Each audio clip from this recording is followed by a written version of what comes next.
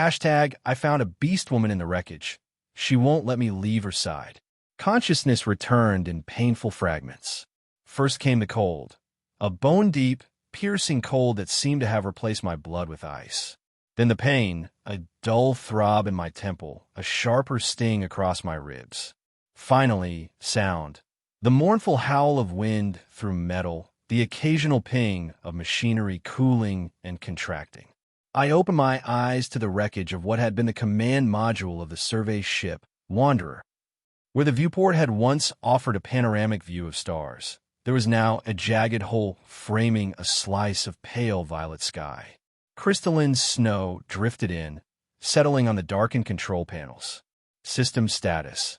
I croaked, my voice sounding foreign in the stillness.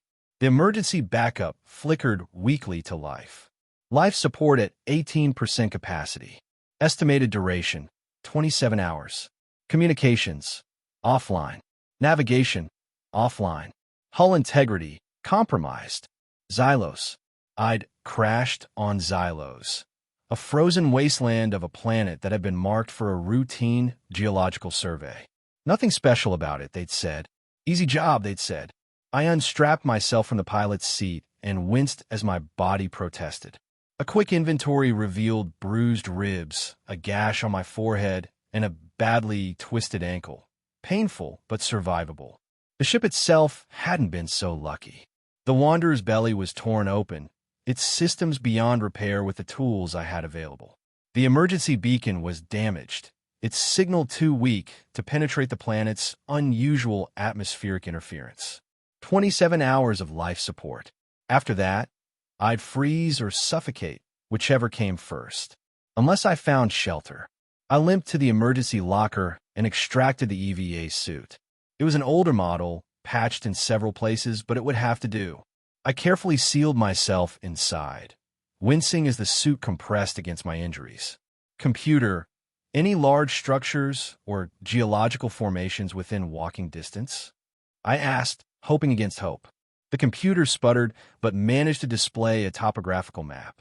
Large metallic structure detected approximately 2.7 kilometers northeast.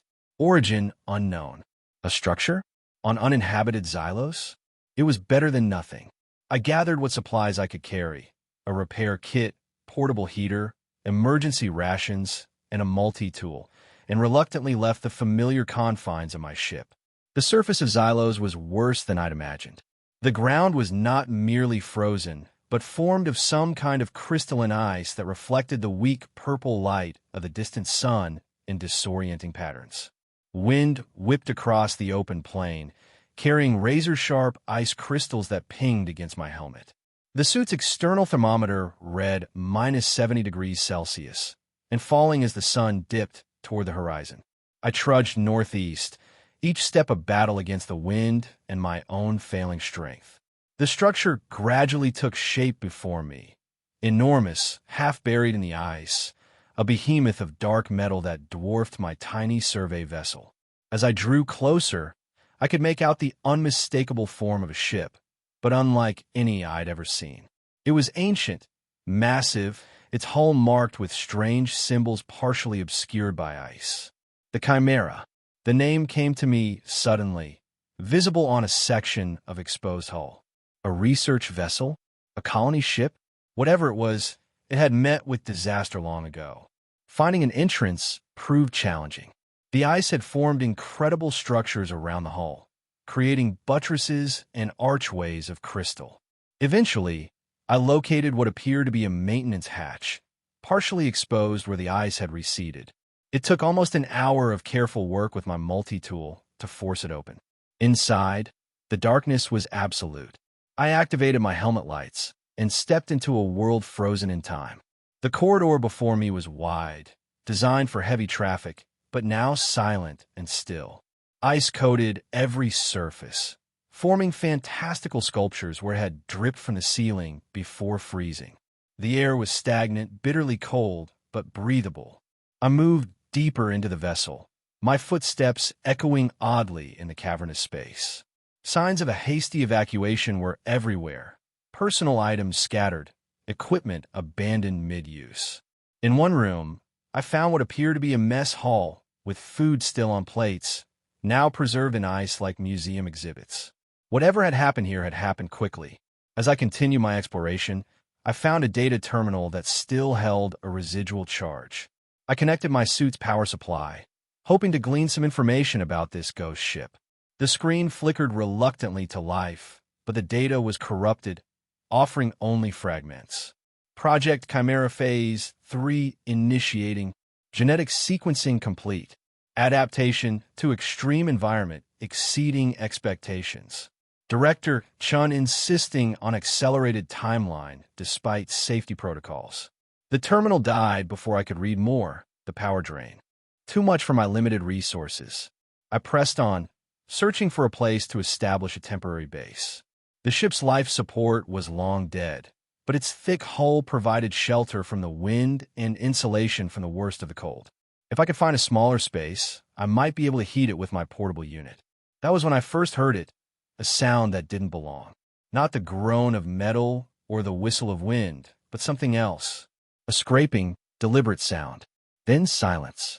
I froze, straining to hear over the pounding of my heart. There was again, closer this time, a soft padding sound like careful footsteps. "Hello," I called out, my voice echoing down the icy corridor. "Is someone there?" No response, just a sudden stillness that felt more threatening than the noise had been.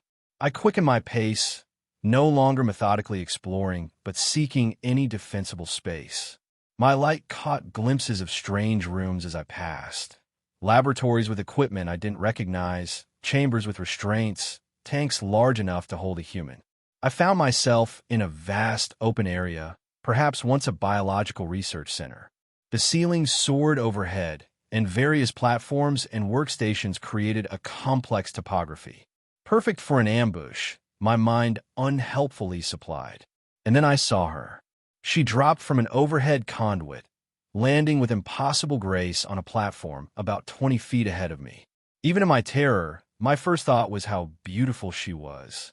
She stood at least 7 feet tall, her powerful frame covered in dense silver-gray fur that shimmered in my helmet light. Her face was almost human, but with a feline cast to her features. High cheekbones, a slightly flattened nose, and eyes that caught the light and reflected it back in brilliant gold. Her ears were pointed and mobile, swiveling to track sounds I couldn't hear. She wore what appeared to be the tattered remains of a standard-issue jumpsuit, modified to accommodate her form. But what struck me most was her stillness.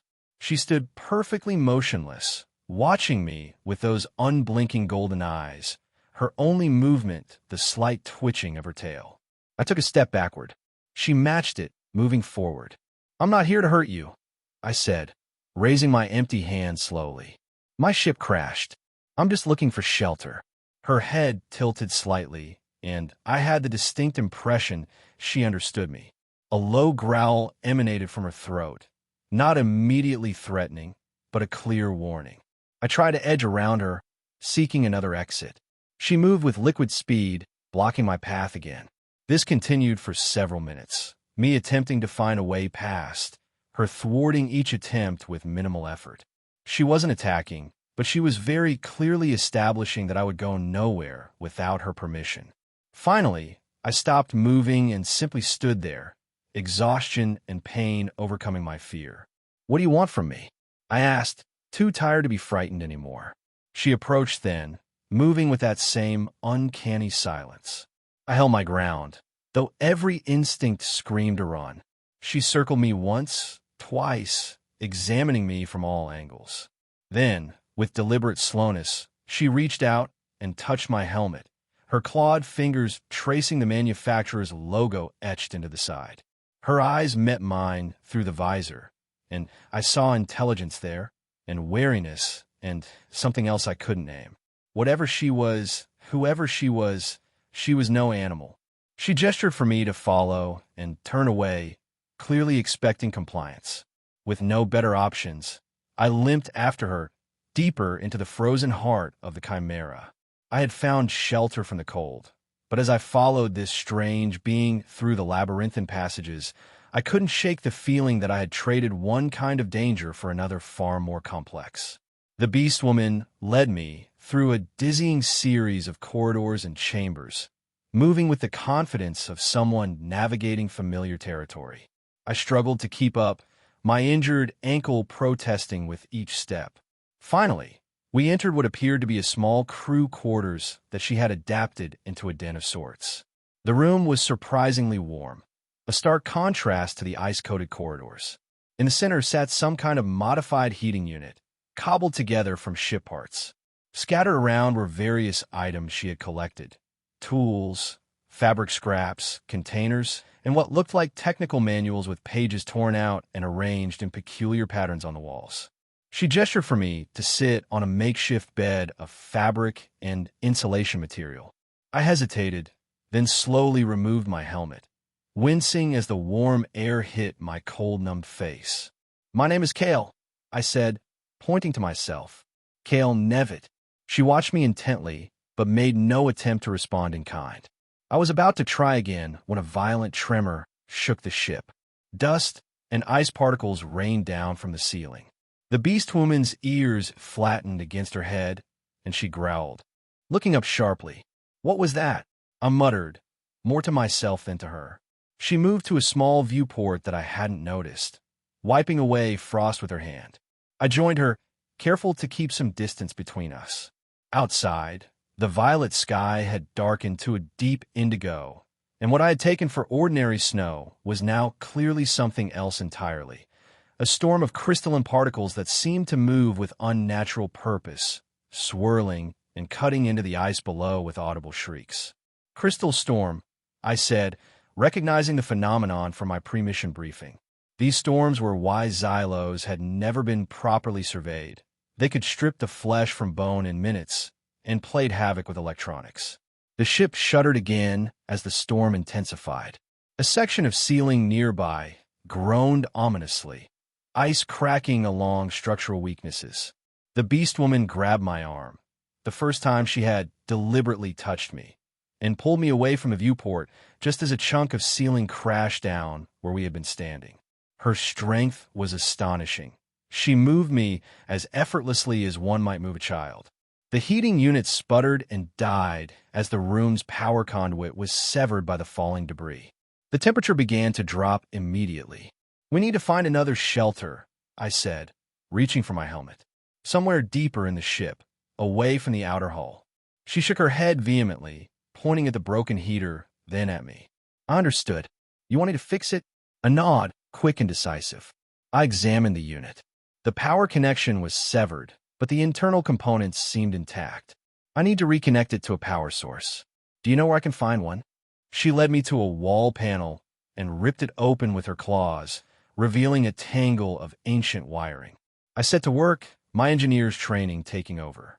It was challenging in the rapidly cooling air, but her acute vision proved invaluable. She could see connections I struggled to make out in the dim light. Working together, we managed to reroute power from another section of the ship. The heating unit hummed back to life, pushing back the encroaching cold. She studied me with new interest as I packed up my tools, her head tilted in that now familiar gesture of curiosity. She picked up my multi-tool, turning it over in her hands with surprising delicacy, given her claws. "It's a standard-issue multi-tool," I explained, though I wasn't sure she understood. "Every survey pilot carries one." She returned it, then reached behind a section of wall panel and withdrew her own tool, a crude but effective device fashioned from ship parts. She demonstrated how she used it to access certain areas of the ship systems. "You're clever," I said, genuine admiration in my voice. "You survived here alone for how long?" No answer, of course, but something flickered in her eyes, a shadow of old pain. Over the next few hours, as the storm raged outside, we established a rudimentary form of communication. She didn't speak. Whether she couldn't or wouldn't, I wasn't sure, but she understood me. We developed a system of gestures and simple drawings made in the frost that still clung to some surfaces. I learned that she called herself Lyra. At least, that's what I understood from her pointing to a constellation chart on the wall and repeatedly indicating a particular star pattern. She had been on the Chimera for a very long time, though exactly how long remained unclear.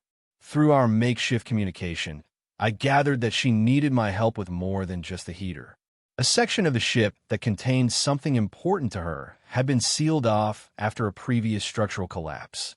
She needed someone with technical knowledge to bypass the security systems and open the way. In return, she would help me survive on Xylos and potentially find a way to repair my communications equipment to signal for rescue. It was, as partnerships go, one born entirely of necessity.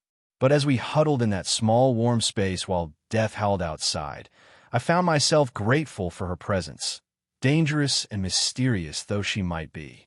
My rest was fitful that night, filled with strange dreams of laboratories and experiments and golden eyes watching from darkness. When I woke, Lyra was sitting cross-legged nearby, perfectly still, her gaze fixed on me with unsettling intensity. "Good morning," I mumbled, sitting up with a groan. My ribs protested, and my ankle had stiffened overnight. Lyra rose in one fluid motion and retrieved something from a container, a packet of emergency rations, standard issue, likely salvaged from some part of the ship. She offered it to me along with a container of water. As I ate the tasteless but nutritious food, Lyra prepared for our expedition into the sealed section. She donned what appeared to be a modified environmental suit jacket, too small for her frame, but offering some protection. She also equipped herself with several of her handmade tools and what looked alarmingly like a weapon fashioned from ship components. "Is that necessary?" I asked, nodding at the weapon. She bared her teeth in what was definitely not a smile and made a scuttling motion with her fingers, followed by a stabbing gesture. "There's something dangerous in that section?" A nod. "Wonderful," I muttered, checking that my own multi-tool was securely fastened to my belt. It wasn't much of a weapon, but it was better than nothing. We set off, Lyra leading the way through the twisted maze of the Chimera. The ship was enormous, far larger than I had initially realized. We descended through multiple levels, the ice growing thinner as we moved deeper into the vessel's core.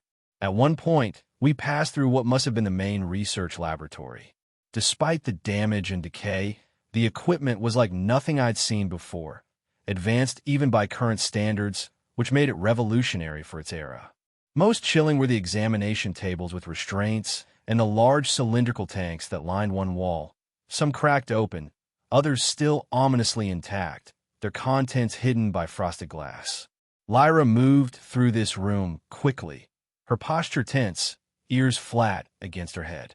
Whatever had happened here, she wanted no part of it. We eventually reached a massive bulkhead door, sealed tight and coated with a thin layer of ice.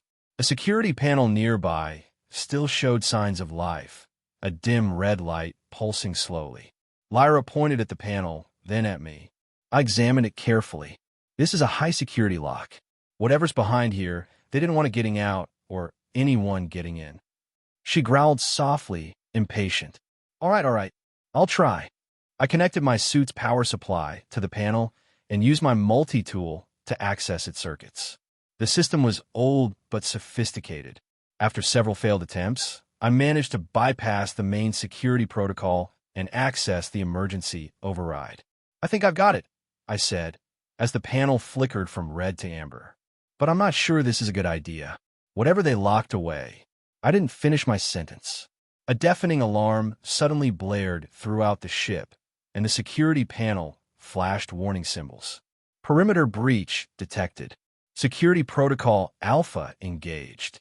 Transmitting alert to Xenocorp Security Division, announced an automated voice over the ship's ancient comm system. Lyra's reaction was immediate and violent. She slammed her fist into the wall, a sound between a growl and a howl escaping her. Her eyes, when they turned to me, were wide with something I'd not seen in them before, fear. "What's Xenocorp?" I asked, but I already suspected the answer. The name had appeared in the fragmented data I'd accessed earlier.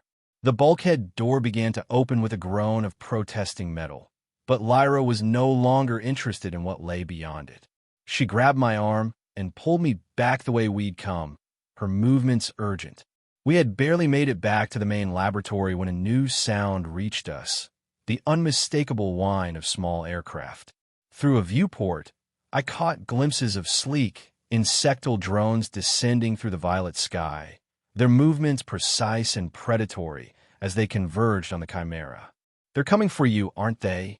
I said, the pieces falling into place. "Xenocorp, they created you here, on this ship." The Chimera wasn't just its name, it was its purpose. They were creating chimeras. Hybrids. Lyra's gaze was answer enough. She pulled me behind a fallen section of shelving as the first sounds of the drones entering the ship echoed down the corridors. "We need a plan," I whispered. "Those things will have thermal sensors. They'll find us eventually." She pointed toward the lower levels of the ship, making a swimming motion with her hands. "There's a way out through the bottom of the ship." She nodded, then held up 2 fingers. "2 ways out." Another nod, followed by a gesture at herself, then at me, followed by a slashing motion between us. My heart sank. "You want us to split up?" Her eyes held mine, and in them I saw a complex mix of emotions: determination, fear, and something softer, almost apologetic. I shook my head. "No, we stay together." I helped trigger that alarm. "I'm not leaving you to face this alone." She stared at me for a long moment, then inclined her head in what might have been respect. A mechanical whirring sound nearby spurred us into motion. We fled deeper into the ship, away from the approaching drones.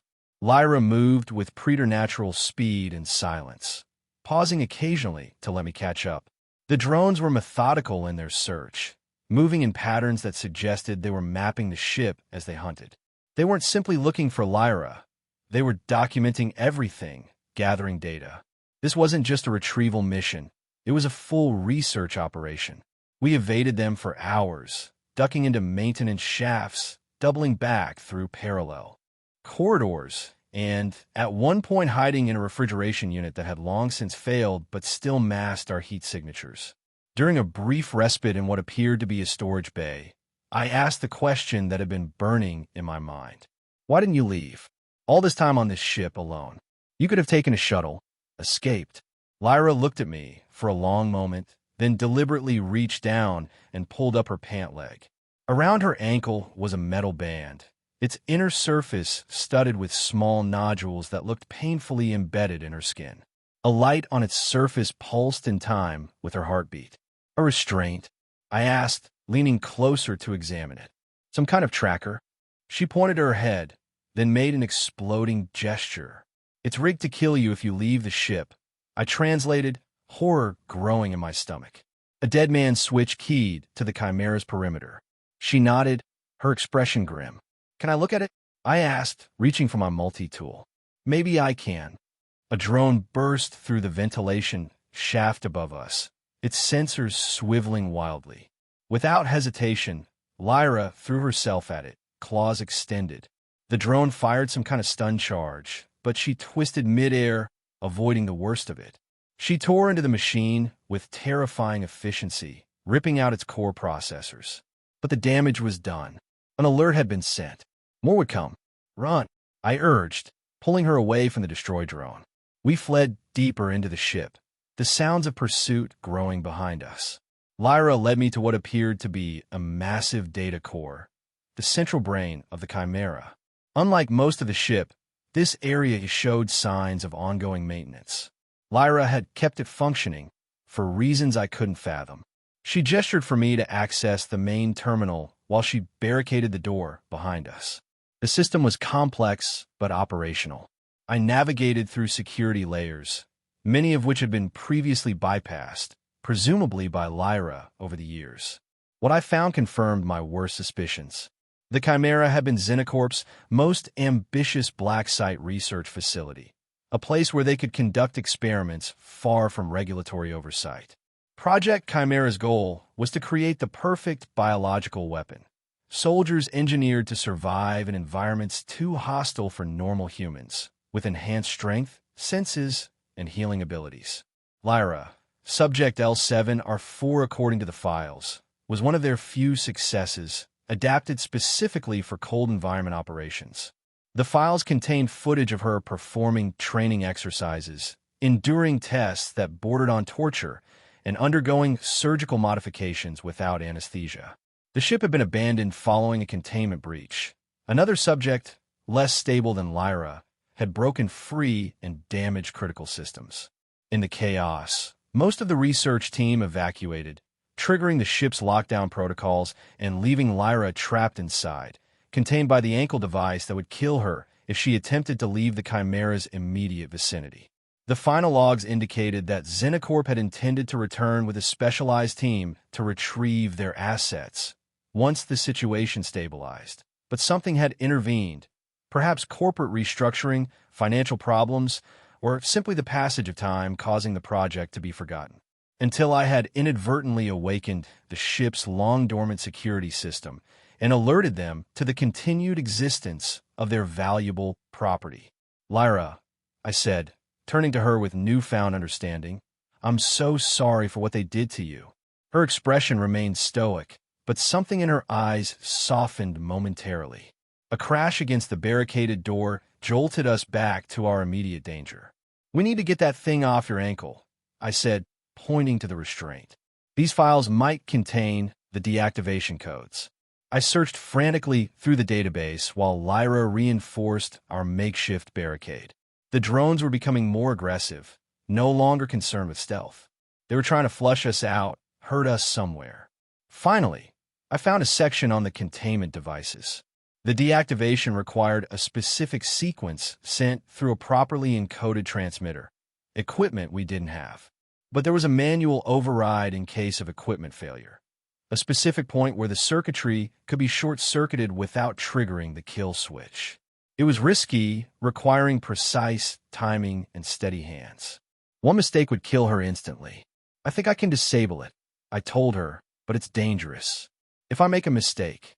She cut me off by grasping my shoulder, her gaze intense and determined. She trusted me, despite having every reason not to trust anyone associated with human technology. The barricade shuddered as something heavy slammed against it. We didn't have much time. "Okay," I said, gathering the tools I would need. "This will hurt." She sat perfectly still as I worked, following the diagram I'd memorized from the database. The device was fiendishly complex, designed to prevent exactly what I was attempting. Each tiny connection needed to be severed in the correct sequence, each bypass carefully placed. Sweat beaded on my forehead despite the cold.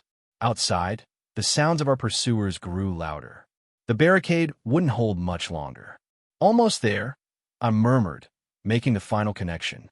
"This is the critical part. If this works, the device should power down without triggering. If not..." I didn't need to finish the sentence. Lyra's eyes met mine, calm and resolved. She had lived as a prisoner for years. Perhaps death was preferable to capture. I made the final connection. For one terrible moment, the device's light flashed rapidly, and I thought I'd failed. Then, with a soft click, it powered down and fell away from her ankle, leaving an ugly ring of scar tissue where it had been embedded. Lyra stared at her freed ankle in disbelief, then at me. In a move that startled me with its suddenness, she pulled me into a fierce embrace. Her body trembled slightly, with relief, with fear, with too many emotions to name. The moment was shattered by the barricade finally giving way. Through the gap burst not a drone, but something far more threatening. A humanoid figure in sophisticated combat armor, wielding what appeared to be a specialized capture weapon. Lyra reacted instantly, pushing me behind her and facing the intruder with a feral snarl. More armored figures appeared behind the first, their weapons trained on us. "Subject L7 are 4 identified," announced the lead figure, voice mechanically filtered through their helmet. "Secondary target unknown. Stand down, L7R4. Compliance protocols are still in effect." Lyra's response was a growl that needed no translation. "We have no desire to damage valuable company property," the figure continued, adjusting something on their weapon. "But we will if necessary. The choice is yours." I stepped forward, placing myself partially between Lyra and the weapons. "She's not property. She's a person, and she's under my protection." A laugh, cold and mechanical, came from the helmet. "Protection? And what exactly do you think you can do, little man?" It was a fair question. I was no fighter, certainly no match for trained operatives with advanced weapons. But I was an engineer, and we were standing in the data core of a massive ship that I now had access to. This, I said, and activated the command sequence I'd prepared while working on Lyra's restraint. The lights dimmed, then flared bright red. A klaxon sounded, different from the earlier alarm. "Warning," announced the ship's AI in a calm voice that belied the message. "Core containment breach detected. Emergency purge initiated. 5 minutes to pressure, equalization, and radiation release." The lead figure's posture changed instantly. "What have you done?" "Given us a chance," I replied. 5 minutes before this entire section fills with irradiated coolant. "I suggest you start running." "He's bluffing," one of the other figures said. "The core hasn't been active for years. Are you willing to bet your life on that?" I countered. "The readings you're getting show active systems. Lyra's kept certain sections functioning, including the self-destruct protocols." Uncertainty radiated from the team. They were retrievers, not martyrs. 4 minutes, 30 seconds to purge, the AI helpfully announced. "Fall back," the leader finally ordered. "Regroup at the extraction point." They retreated, though not without a parting shot. "This isn't over. The company doesn't abandon valuable assets." Once they were gone, Lyra looked at me questioningly. "No, there's no actual radiation purge coming," I admitted. "But they don't know that. It won't fool them for long, though. We need to move." Lyra nodded, then pointed deeper into the ship, a new urgency in her movements. "You have a plan?" I asked. She nodded again, her eyes alight with a fierce determination I hadn't seen before. Now that she was free of the restraint, something had changed in her demeanor. A new purpose, a new hope. We raced through the ship, Lyra leading us through sections I hadn't seen before, deeper and deeper into the vessel's massive hull. The retrieval team wouldn't be fooled by my ruse for long, and when they realized the deception, they would return with even greater force. After navigating a series of increasingly narrow maintenance tunnels, we emerged into a vast chamber that took my breath away. It was a shuttle bay, largely intact, and within it sat a small transport vessel. Unlike the rest of the ship, this area showed signs of recent work, Lyra's work. She had been preparing, perhaps for years, on the slim chance that someday she might be free of her restraint. "You've been restoring it," I said in wonder, examining the shuttle. It was an older model, but the components she'd managed to salvage and install were surprisingly sound. "Does it work?" She made a SOSO gesture with her hand. "It needs more repairs before it will fly," I translated. "How much time do we have before they regroup?" She held up her hand with fingers spread, then closed it and spread 2 fingers. 7 minutes? That's not much time." She pointed at me, then at the shuttle's engine compartment. "Right. You've done the mechanical work, but you need me for the programming and power management." I set to work immediately, marveling at what she'd already accomplished. For someone with no formal training, she had an intuitive understanding of mechanical systems. The shuttle's engines were primed, and the life support was functional. What it lacked was a properly calibrated navigation system and power distribution network. Lyra worked alongside me, her movements quick and precise. We developed a rhythm, anticipating each other's needs without words. For someone I'd met under such strange circumstances, there was an uncanny synchronicity to our efforts. "Almost there," I said, making the final adjustments to the power couplings. "The NAV system is basic at best. We won't be making any precise jumps, but it should get us away from here." A distant explosion rocked the ship, followed by the sound of alarms.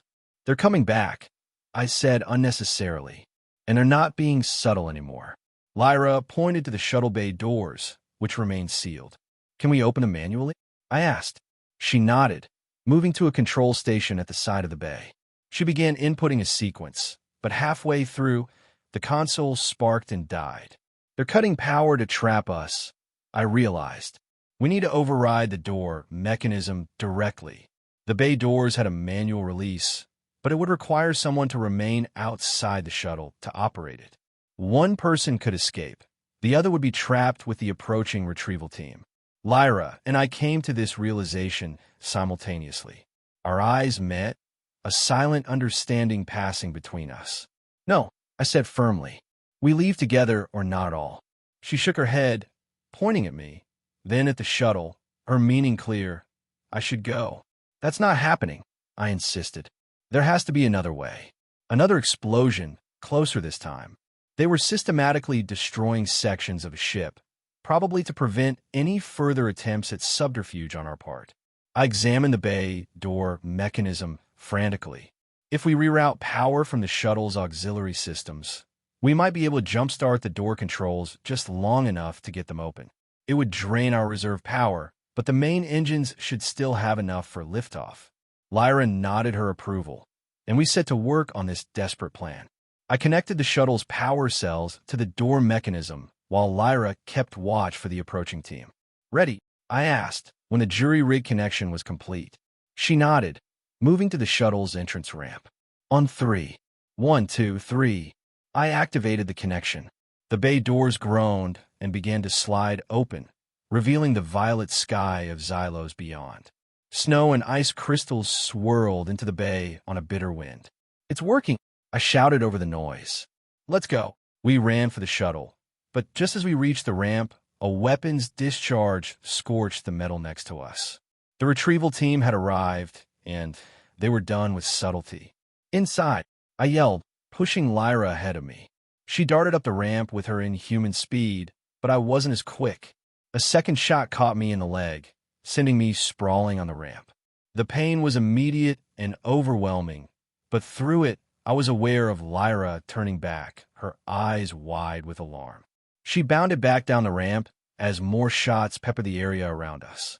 With incredible strength, she lifted me bodily and carried me into the shuttle, depositing me in the pilot's seat before slapping the control to close the entry ramp. "We need to go now," I gasped through the pain, initiating the launch sequence. "Can you hold them off for 30 seconds? She nodded grimly, taking position at the shuttle's single defensive turret, another of her modifications. The retrieval team swarmed into the bay, firing at the shuttle with increasingly powerful weapons. The shuttle's shields, minimal at best, began to fail under the assault. 10 more seconds, I called, as the engines finally reached ignition temperature. Lyra fired the turret in controlled bursts, not aiming to kill, but creating a barrier of suppressing fire that kept the team at bay just long enough for the engines to reach full power.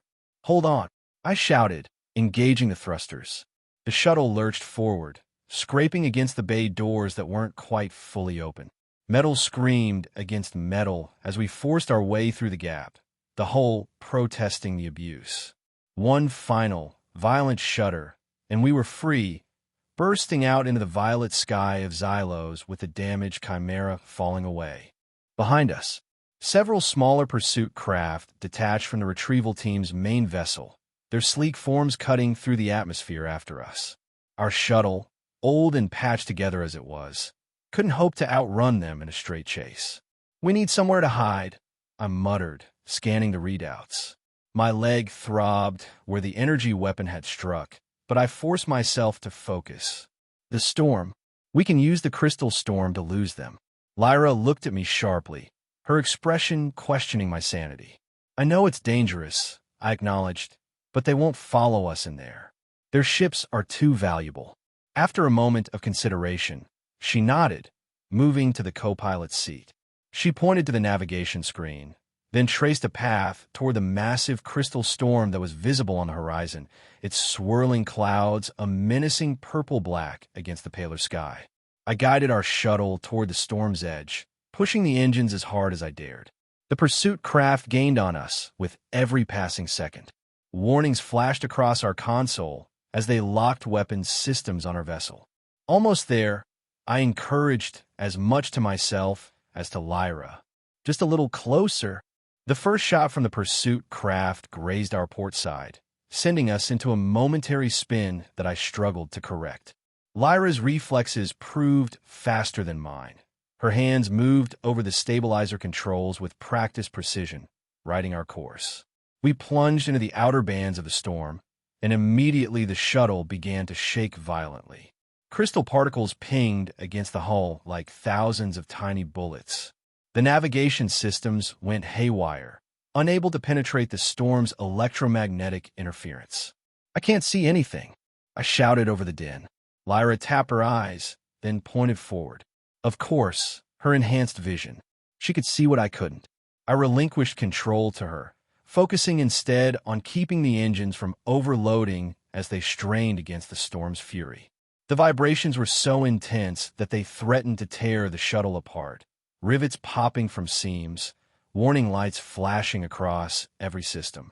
A quick glance at the rear sensors confirmed that our pursuers had broken off chase, unwilling to risk their expensive craft in the crystal maelstrom. But our victory would be short-lived if the storm destroyed us instead.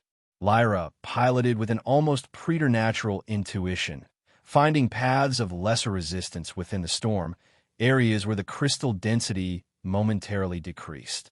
She seemed to anticipate the storm's movements seconds before they occurred, giving us just enough time to react. For nearly an hour, we endured the brutal battering of the crystal storm. The shuttle's exterior sensors failed one by one, leaving us flying almost blind. The hull integrity dropped to dangerous levels, air hissing faintly through new breaches that the automatic sealant struggled to fill. And then, suddenly, we were through, emerging from the far side of the storm into the clear, star-filled sky above Xylos. The planet's thin atmosphere thinned further as we ascended, until finally we broke free of its gravitational pull entirely, the violet world shrinking beneath us. We made it, I breathed, allowing myself to acknowledge the pain in my leg now that immediate survival was no longer in question. "You did it, Lyra. You're free."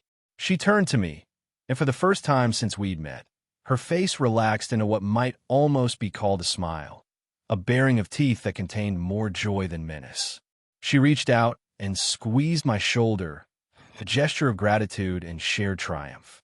But our celebration was premature. The shuttle's systems, already strained beyond their limits by our desperate escape, began to fail in rapid succession. Life support dropped to minimal levels. The engines sputtered, fuel cells drained by our reckless flight through the storm. "We have enough power for one small jump," I assessed, scanning the faltering readouts. "But I have no idea where to go. The navigation database is ancient, and I don't recognize any of these coordinates." Lyra studied the star chart displayed on the cracked console screen. After a moment of consideration, she pointed to a small, unremarkable system at the edge of the chart. "There? Are you sure? It's not marked as inhabited." She nodded firmly, touching her heart, then pointing to the system again. "You know this place? It means something to you." Another nod, more emphatic this time. "Good enough for me," I said, programming the coordinates with fingers that felt oddly numb, blood loss, probably from my injured leg. "But this is going to be a rough jump. Our stabilizers are barely functioning. We'll be lucky if we don't materialize inside a sun." Lyra's only response was to secure herself more firmly in her seat and ensure that I was properly strapped in as well. Her eyes met mine, golden and resolute. Together, we had already survived. The impossible. What was one more leap of faith? I initiated the jump sequence. The battered engines whined in protest, building to a crescendo that threatened to tear them apart. Space around us began to distort, stretching and compressing in the familiar but always unsettling prelude to a jump. "Here we go," I whispered, as reality itself seemed to fold around our tiny vessel. The jump was more violent than any I'd experienced in my years as a pilot. It felt as though the shuttle was being torn apart and reassembled molecule by molecule, which wasn't far from the truth. Alarms blared, then fell silent as system after system failed. For a terrifying moment, I was sure we had miscalculated and doomed ourselves to disintegration between spaces. Then, with a final shudder that seemed to resonate through my very bones, we emerged in a normal space once more. The shuttle's remaining power cells gave out, leaving us drifting in the silent void, emergency lighting casting everything in a dim red glow. Through the viewport, a star system spread before us, a medium-sized yellow sun with several planets orbiting at various distances. The navigational system, running on reserve power, identified the third planet as having an atmosphere that could support life. "Is that where we're going?" I asked, nodding toward the blue-green world. Lyra shook her head, pointing instead to the fourth planet, smaller, reddish, with polar ice caps visible even from this distance. "That one. But the readings show its atmosphere is thin, temperatures extreme. It's barely habitable." She touched my shoulder, then made a gesture I'd come to recognize as her sign for "trust me." I nodded, trying to calculate whether our damaged shuttle could manage a controlled descent to the planet's surface with so little power remaining. It would be challenging, but not impossible, if we could somehow regenerate enough energy for basic maneuvering thrusters and life support. As if reading my thoughts, Lyra moved to the engine compartment.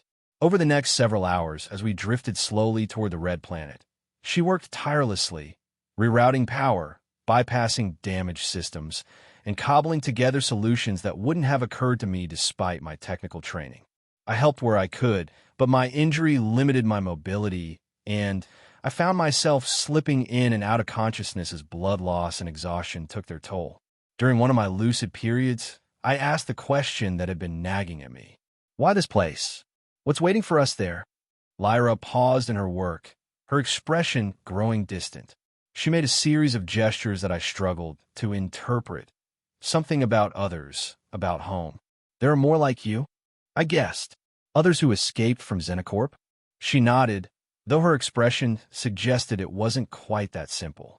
Before I could ask more, the shuttle lurched, the engines coming back online with a surge of power that sent us accelerating toward the red planet. Lyra rushed back to the controls, her hands moving with practiced efficiency as she adjusted our approach vector. Entry into the planet's thin atmosphere was harrowing. The shuttle's hull, already weakened by the crystal storm, heated to dangerous levels.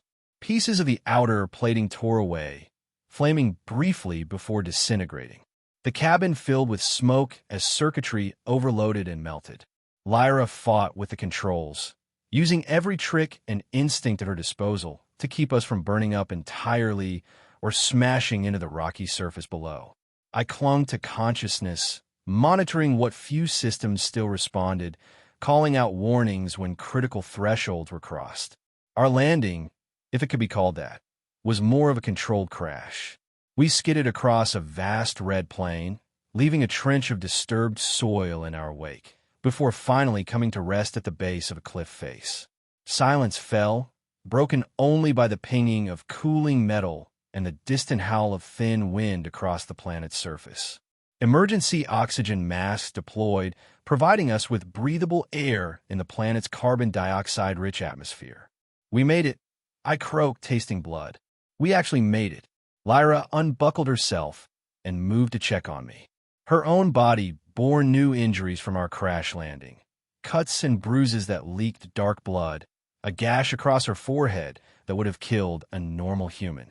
Yet she focused entirely on my condition, her golden eyes filled with concern as she examined my wounded leg. The injury had worsened during our escape. The energy weapon had burned through muscle and singed bone.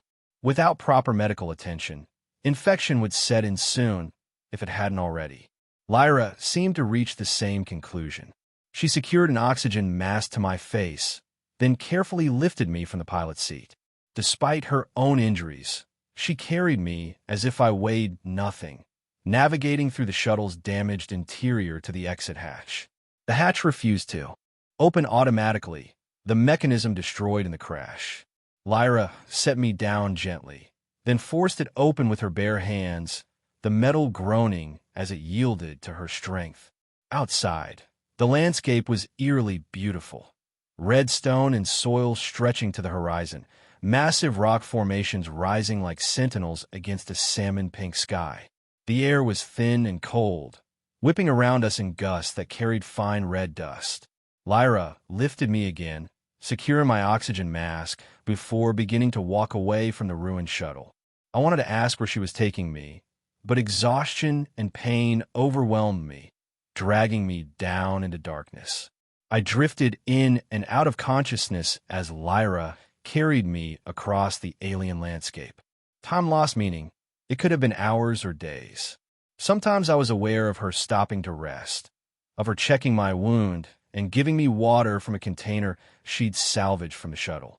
Other times, there was only the rhythmic motion of her walking and the sound of her breathing, slightly labored but steadfast. When I finally regained full consciousness, I found myself in a cave. No, not a cave.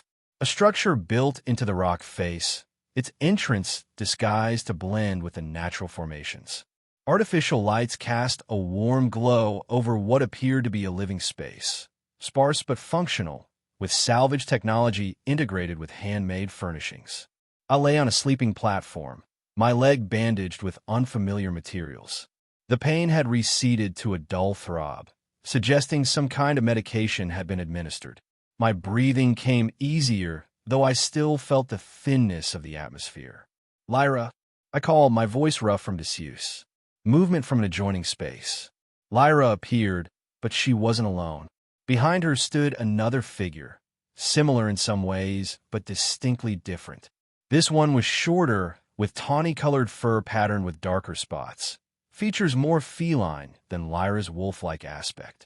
Female as well, judging by the frame, though it was sometimes difficult to tell with their kind. "You're awake," said the newcomer, her voice accented, but clearly understandable. Lyra was beginning to worry. I stared in shock. "You can speak." A smile, showing sharp teeth. "Yes, some of us can."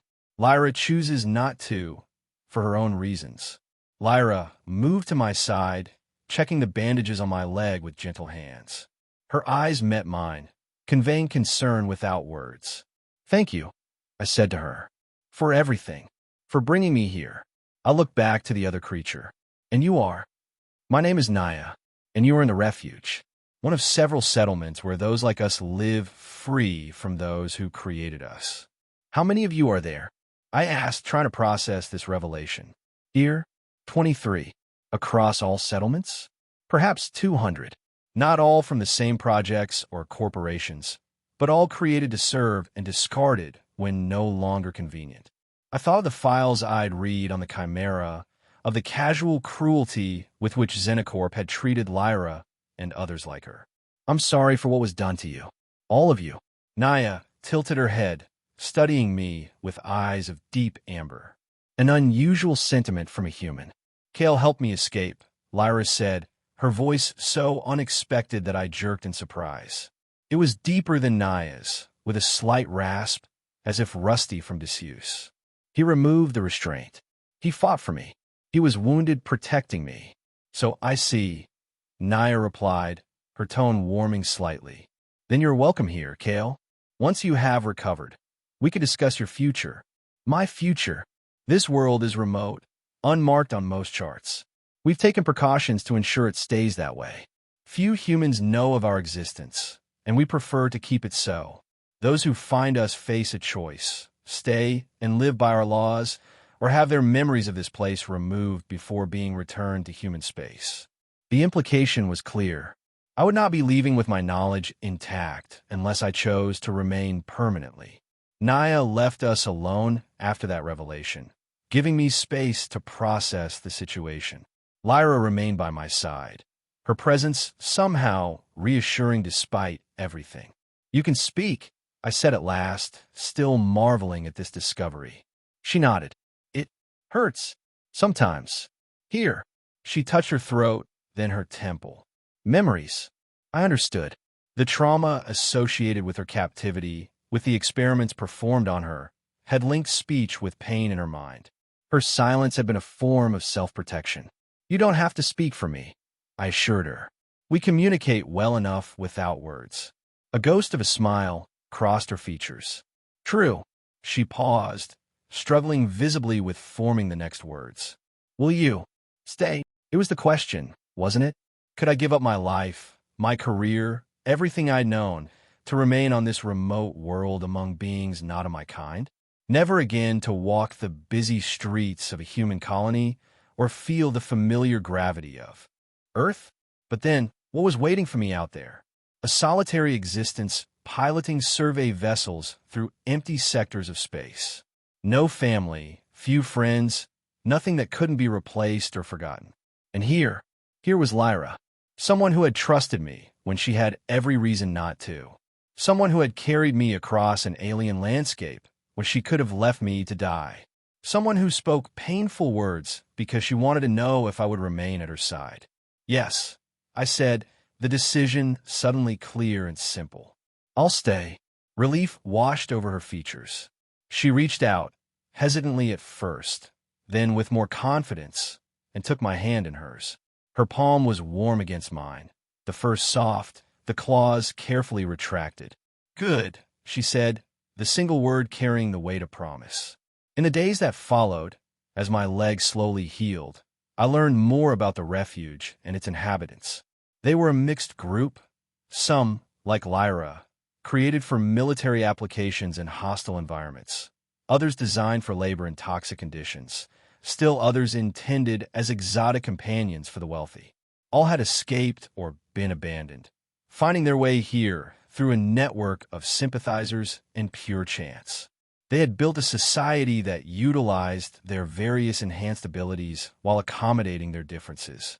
They maintained advanced technology scavenged from crashed or abandoned ships, including medical equipment that had saved my life. They grew food in hydroponic chambers deep within the rock formations, harnessed geothermal energy for power, and kept to themselves. My technical knowledge proved valuable to them. I helped repair systems that had puzzled their engineers, and my experience as a pilot meant I could assist with monitoring the automated satellites they had positioned to warn of approaching vessels. Lyra never strayed far from my side. As I grew stronger, she showed me the settlement, introduced me to others, helped me adjust to the thin atmosphere and lower gravity. She spoke more frequently, though never at length, preferring still to communicate through gestures and expressions that I had become adept at reading. At night, in the small dwelling we now shared, she would sometimes tell me fragments of her past, the laboratory where she was created, the tests she endured, the years of isolation on the Chimera after everyone else had fled or died. I told her of my own life, the orphanage where I grew up, my escape into space as soon as I was old enough, the solitary years charting unknown regions because I preferred emptiness to populated worlds where I never quite fit in. Two outsiders, finding belonging in each other's company. 6 months after our crash landing, I stood with Lyra on a ridge overlooking the settlement as twin moons rose over the horizon, casting silver light over the red landscape. My leg had healed well enough that I walked with only a slight limp, and I had adapted to the thin air to the point where I rarely needed supplemental oxygen except during strenuous activity. "No regrets?" Lyra asked, her voice stronger now, more confident with regular use. I looked at her, this remarkable being who had gone from mysterious captor to trusted companion to beloved partner.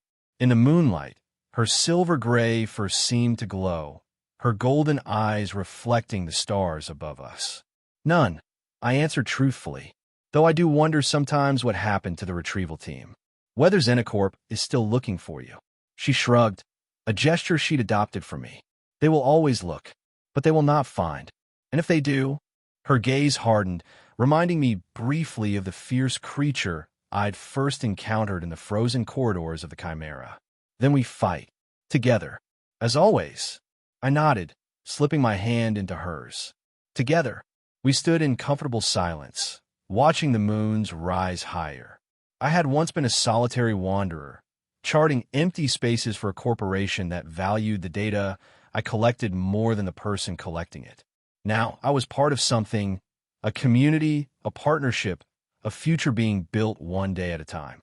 I had found a Beastwoman in the wreckage of a forgotten ship, and she had refused to let me leave her side. In doing so, she had led me home.